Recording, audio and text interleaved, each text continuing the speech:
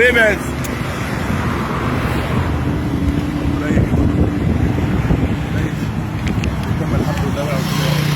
تم الحمد لله السجين حاليا من المنصورة، وإن شاء الله تم التنازل للسكان الأسوي والمصلحة واحدة، وإحنا تحت شرف الجميع، وإن شاء الله خير بإذن الله البلد. كلنا مع السكان الأسوي وكل الدعم إن شاء الله. السلام عليكم ورحمة الله وبركاته. الحمد لله احنا النهارده لسه جايين اهوت من قدام اللجنه العليا بالمنصوره.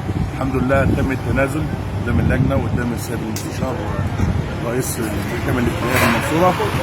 الحمد لله تم التوقيع على التنازل بدون اكراه من اي حاجه، زي ما اتفقنا زي ما حصل امبارح في المؤتمر الكبير قدام رجال الاسرات.